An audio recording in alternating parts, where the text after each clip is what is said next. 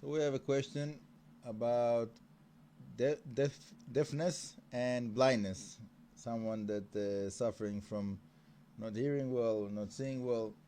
So what can be the reason for that, and how a person like that should look at it? So there's obviously, like anything else, there's different ways how to relate to any situation in our life. So you could look at it as any other suffering, affliction, which is, kaparat avanot. We did sins in this life and previous life, and we have to pay for that. And that's and Hashem is kind with us that instead of that we will suffer in the world to come. So we have the opportunity to finish all of those different things in this world, and to come to the next world clean and ready to go to a higher level. So that's a general approach for any kind of suffering that we don't have a better way to explain. So we can always go to this default answer. Fine. But I want to propose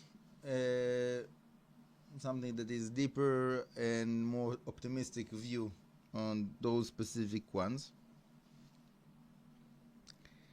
So it's related, by the way, with the story of Rav Nachman in Breslev that is in the there's a book of stories, Sipurim Asiyot. So in the last one, I believe, is the story of the they call it the 7 beggars, Shiva Kabtzanim. So one of them was blind, one of them was deaf, and each one of them had like a different what we call today disability. And when they tell their story, so obviously, like any other story of Rav Nachman in Breslev, you can like give the like different interpretation with it. But for me, the main message is that the disability within the physical opens up a window of opportunity within the spiritual. Okay, and I think that this is a very good and optimistic way to look on all kinds of disabilities, and specifically those ones that we mentioned, blindness and deafness. So, for example, for me, when I'm teaching like the meditations, Kabbalistic meditations, so most of the times I'm telling the people, as first step, close your eyes. Why is that? Because when our eyes are open, it's very hard to disconnect and let go the physical sight that is pulling our being after it. Okay? Chazal says, the ayn ro'ah v'alev chomed. The eye sees and the heart desires. Right? So we understand usually as for things that are like all kinds of desires, but it can be anything. Yeah, it can be something that is not a negative desire, just whatever. I look on those books and I have the desire to learn them now. So I can't like open all those books at once, like to read everything at once, but the desire is there, and so on and so forth. Different people have different desires. Point of the matter is that when you close your eyes, or someone that doesn't need to close his eyes, that his eyes is closed, there is a benefit of that it's easier for him to connect to his inner being.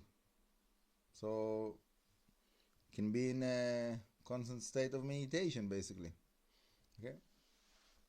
One of the biggest Mekubalim that there were in the history of the Jewish people, his name was Rav Yitzchak Sagi Nahor. Sagi Nahor is the word that the sages are using to describe a blind man. And what is the literal meaning of the word Sagi Nahor? Nahor is light. Sagi is a lot. So a lot of light. Someone that is blind, the way that we call him in the Torah, in the Gemara, is Sagi Nahor. You have a lot of light, this person. So most of the people, they take it as something that is like you want to say something about someone and you're using like the opposite, like sarcasm. Some people, they look at it like they call like Lashon Sagi Nahor. This person is very rich, and I mean to say that he's very poor. Or this man is very poor, and I mean to say that he's very rich. So like this kind of language, many people, they call that Lashon Sagi Nahor, on that name, that they call like a blind man a lot of light. But you can look at it and say, no, Chazal didn't mean sarcasm. They meant to tell us that a blind man, he have a lot of light, meaning we all have the light, but someone that is opening his eyes all the time, so he's not connecting to his inner light. He is all the time is after like the external, like whatever world that is around him. Someone that is blind doesn't have that challenge to disconnect himself from whatever is around him, and is by default is forced to be connected to his inner being. And the same thing about death. Yeah, someone that is dead, so is open to hear something else, not the physical sounds that are surrounding us or this physical world. Is able to hear something else. He, obviously, not anyone that is blind and deaf, that's what they will experience. It takes work, takes some like devotion to serve Hashem and to connect to Hashem and to grow within the spiritual elevation and to meditate and so on. But the potential is there. The window of opportunity is there. So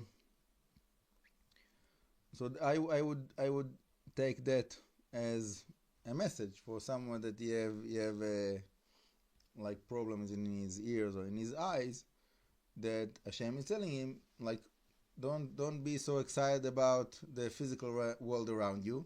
I have something better to offer you. You have to invest your strength in whatever is the window of opportunity that Hashem is giving you. Zod Hashem.